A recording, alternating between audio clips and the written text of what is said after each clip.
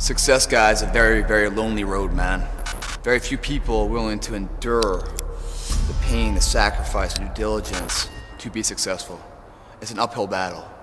And along that road, you're not gonna see too many friends. You're gonna see your shadow most often. You gotta trust in the heart of hearts. Inside what you're doing, what you believe in is a worthy cause, a winnable fight. See, the thing is, for many people, they've tried the same path you're on, and they failed. As you walk this journey, you're gonna see carcasses all over the place of people that didn't quite have it.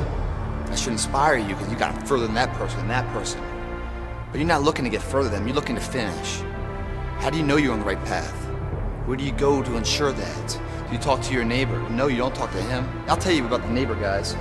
That neighbor's gonna come in, man, and if you're a little chubby, a little overweight, you'd be like, hey man, I'm thinking about doing a routine, man, and getting a training program where I lose some weight. He's gonna encourage you at first. He said, yeah, you should. Basically insulting your ass, and you're fat, and you need to lose some weight. It's never support, it's negative shit. Oh, you should lose some weight. So then you take his advice, and you start training, you start doing something, you start to get in shape a little bit, maybe at his level. Then all of a sudden he's gonna start asking questions, his tone's gonna shift, especially as you get in better shape than him. Then he's gonna start talking shit. Because what happens now, guys, is that your success is like a spotlight shining down on their missed opportunities. Success, many will love you for it. The majority will hate you. Because your success makes them feel insufficient in their current endeavor. Reminds them of where they could have done it, but they came up short, and how they didn't revisit it. Where they went at it and failed, and failure is what stood. They never revisited it again. The difference between a winner and a loser, the failure is there every single time. It's just the winner gets back up and does it again, until it goes his way. So now you're down that path and you're all alone. How do you know you're on the right path? How do you know what you're doing is in the right direction? If you're wondering if you're on the right path, look at the small things of life.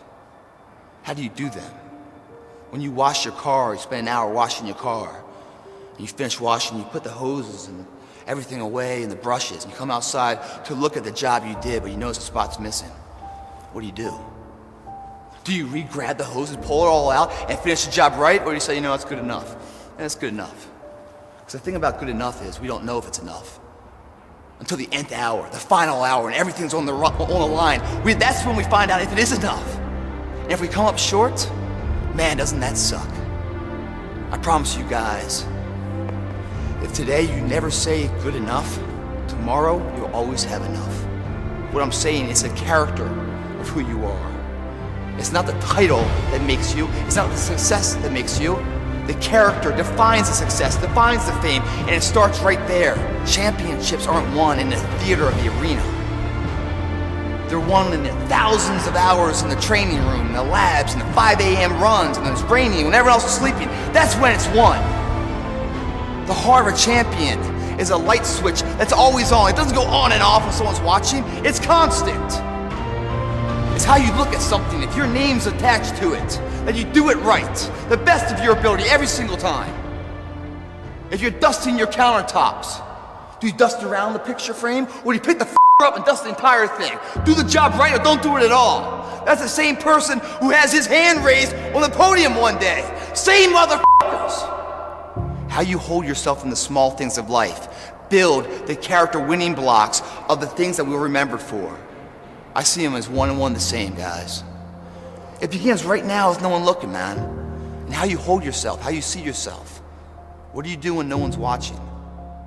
If you do it then, I guarantee you, you'll be doing it when everyone's watching. How do you not burn out? How do you stay true to the course when that course could be 5 years, 10 years? How do you stay true to the path, man? Well, there's a real quick answer to a very complicated question. You don't burn out mentally because you always burn out physically. When you guys burn out physically, you push your current limitations to a new barrier, do you not? You hit failure and you go beyond. You force your body to create a demand to grow even more. By burning out physically, you ensure that you grow physically. If you don't burn out physically, then even though you go to the gym, you put your time in there, you check the box, yeah, I went to the gym, man, all good. You come back around, you look in the mirror, man, I'm not seeing anything, I'm not seeing any changing, no. Well, because you haven't pushed yourself for your body to have a reason to change. If I gave a valiant effort to something, day in, day out, I saw no change, I'd probably quit too. But the reason why you're quitting, man, the reason why mentally you're burning out, is because you're not burning out physically. It's that mind-body connection of invincibility when you sync them up, guys. Every transformation always gets worse before it gets better. It's supposed to be that way. The journey is not easy.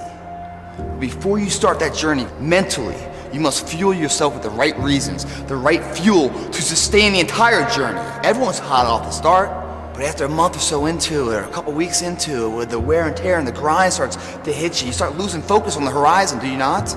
You get caught away in the daily hiccups, the ups and downs, and the wear and tear. And you focus on the speed bumps, the daily activities, losing sight of the true purpose. When you lose sight of the purpose, you give too much value of what the pain is today. We always invest today, sacrifice today for tomorrow's betterment. But if we don't know what that betterment is, the want factor of what we're really doing it for, we can't win this war, guys. Once you find out you want, regardless of what it is, then you combine the mind and the body together. That's when life gets exciting, guys. Stories of inspiration where the person overcomes the odds. When you see the good man, pump the brakes. Put your hands together, man. Give credit where it's due.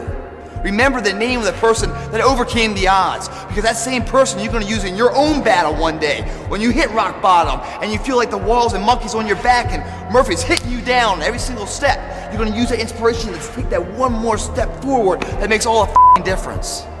Let me give you a few examples of these, of people that overcome the odds. This kid couldn't speak. Everyone else in his peer group speaking all good. He couldn't speak. At age 7, everyone's reading and talking. He can't read.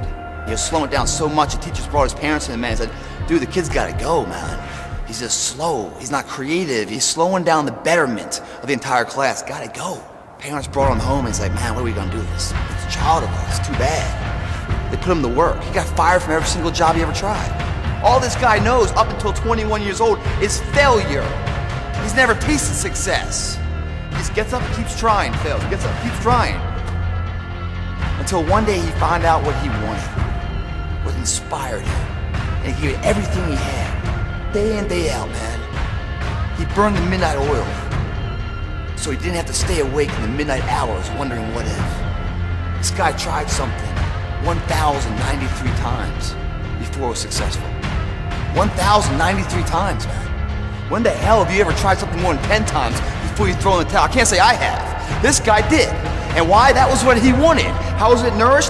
Failure. Everything failed in his life. So when it failed the 1,000th time, it's like, well, f*** it, man. It's an average day. It always fails. I keep on going, but his invention got smarter and quicker. That failure made it more and more successful. It's getting closer and closer and closer. And finally, the light bulb lit. That was Thomas Edison, man. Failure, dumbass, his entire life. He had over another 1,000 patents, man. Remarkable. You have to be equipped mentally to endure this process. Knowing what you're about to go into is step one. Knowing it's an uphill battle, but a winnable one and one that's achievable. And at the end of this race, guys, you're gonna be more capable. The first step, guys, is knowing it's a tough road. But through that effort, builds the character of the person you want to be at the end. Accept that. Embark on this journey. Mentally, you have to prepare yourself for it. No one's gonna get worse before it gets better. When you embark this journey, you must know that it's going to go down before it comes up.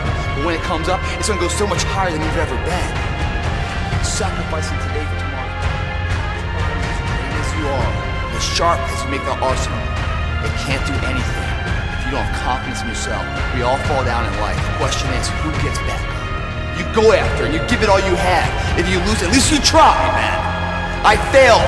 It's 10 times more of a man than someone said, what if? Because what if never went to the arena? When you guys find a fear, that fear will either create you or destroy you. I love fear, and the reason why, behind every fear is a person you want to be. Fear is self-imposed, meaning it doesn't exist. You create it, you can destroy it too. It's an intangible. If you face your fears, guys, you will realize it's not that big. And once you face it, you go, oh my God, man, I spent all this time running from it. It was so small. If I just faced it, my God, not only did I face it, I beat it back, energy is never lost, transferred. That negative energy, that fear, is destroyed. It comes back in as confidence. You're like, what else am I capable of? What else am I holding my back from that I'm capable of more? What am I running from I don't need to? What else can I overcome? You face your fears, you become the person you want to be. You run from your fears, you're not living. You're alive, but you're not thinking the freedom. You're not running the day. The day's running you. You always be the fucking servant, not the master, guys. If you find a fear, the quickest, the easiest way you can beat it is initially, right when it comes in. If you allow it to sit, it will grow roots and start breaking you down, destroying the potential of the person you can be. Again, the champions, guys. It's not their potential, it's not their genetics. It's their perseverance to always show up, always willing to fail, because in failure, that's part of success. Success is not, a marathon of life with just ups.